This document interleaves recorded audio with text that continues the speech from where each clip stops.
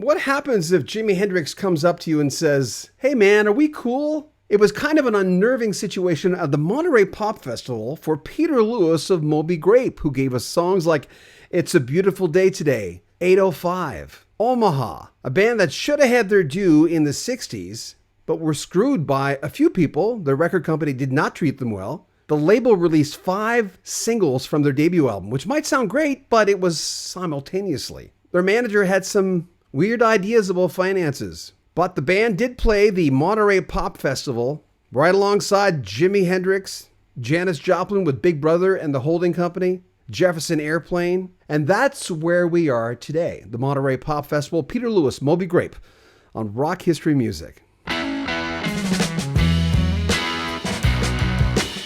The Monterey Pop Festival was held June 16th to 18th in Monterey, California, and it was a defining moment in rock music history. The festival showcased an eclectic mix of artists propelling many to stardom. Highlights included the performance by Jimi Hendrix, who famously set his guitar on fire, and the genre-bending sounds of Moby Grape. Monterey Pop became a symbol of the counterculture movement, celebrating peace, love, and music. The lineup, June 16th, Simon and Garfunkel, The Byrds and Moby Grape. June 17th, Jefferson Airplane, Big Brother and the Holding Company, featuring Janis Joplin and Otis Redding. And on June 18th, The Who, Grateful Dead, Jimi Hendrix, and Ravi Shankar. Each day highlighted a mix of folk, rock, soul, and psychedelic acts.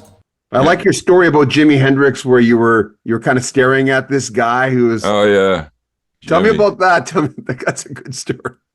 I was just stoned, on acid.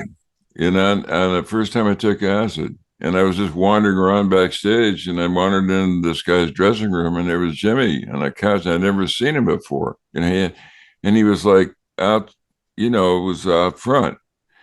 He wasn't like, Otis and all those Tyke and Tina. They were still. They had their own social context, and it was like, but Jimmy was kind of a hippie, and I never saw really a lot of black guys that were willing to grow out their hair and wear threads, like he had this costume sort of on in this hair, and I never seen a black guy like that before. He's just kind of looking at it, and he's looking back at me.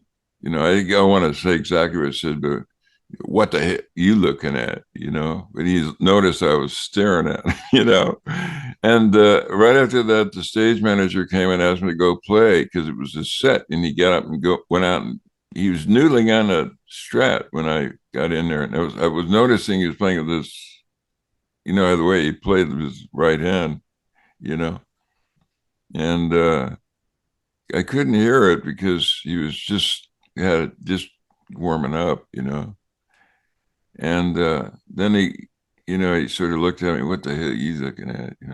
Said nothing. And he got up, and the stage manager came and said, "It's time for your set." And he got up and went out on stage, and I got to watch his first set from the wings, and he was playing it, and then he plugged it in, and I was listening to what he was doing. I'm thinking, holy shit, And then he got off the stage, he get through the set, and I was standing there, and I kind of astounded, like everybody was astounded when they heard him, because nobody ever heard anything like that. And that was like the end of Peace and Love, and now we're going to go get it, that sound, But it also sounded like war, like he was kind of the spokesperson for these guys that were in Vietnam fighting, and that energy, they must have been. They had to be on the attack, but they were also taking acid. And this guy that we had as our roadie was a guy that came back from there. And, and he said, oh, yeah, we're taking acid and going out on patrols and, like experiencing that whole thing on acid. It wasn't like the Monterey Pop where it was love and peace. Yeah, Jimmy got out there, and they sound like what I thought about when I heard about this Vietnam experience from our roadie that had been there, And he got us, and he got through the set, and I was standing there kind of with my mouth open, and he walked by, bumped me, looked at me, said, "Are we cool?"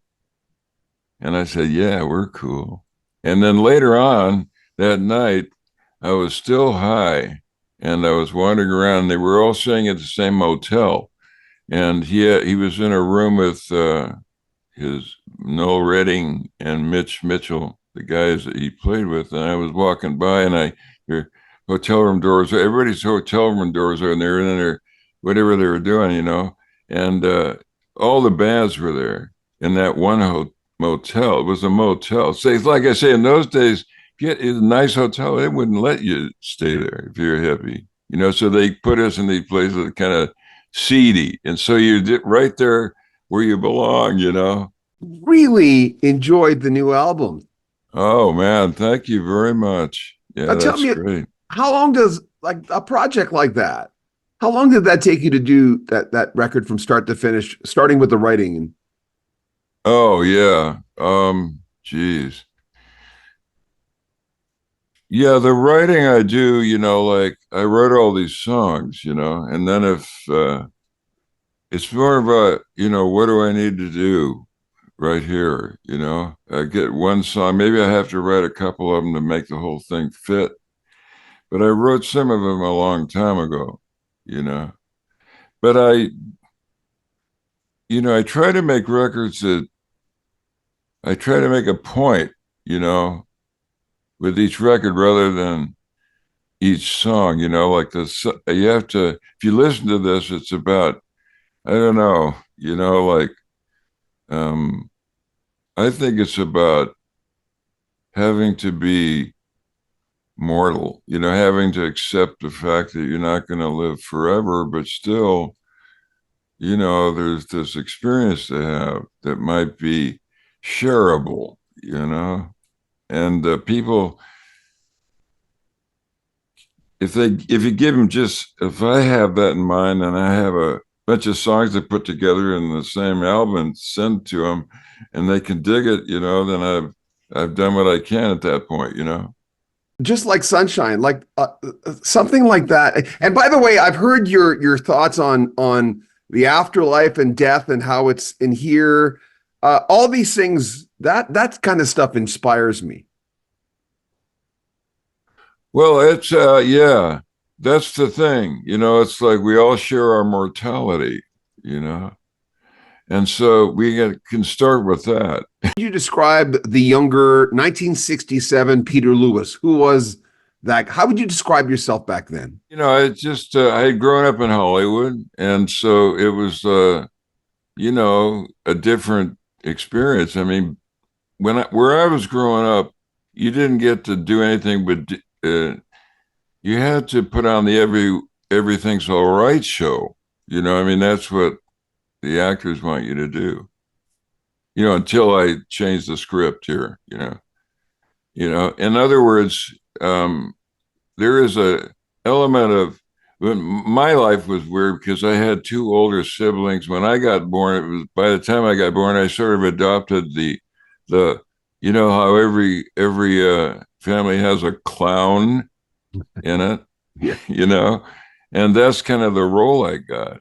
But if I was a clown, I was a sad clown, and I don't know. I think everybody gets born with a premonition of some kind, of having a happy or sad life. And I don't know where that comes from, maybe karma or a previous life, Make sure you comment on our video, subscribe to our channel, and share our videos. And remember, if you want to help out the channel, there's a PayPal link at the very top of the description of this video, as well as a Patreon link where you can get early access to all our videos. Join up, it's worth it. We have a swag store where we sell t-shirts and coats, T-tops, caps, all with rock history music, or if you prefer, rock history book logos. If you're a Canadian, we have Rock History Canada as well. I'm John Bowden. This is Rock History Music. Take care of yourself.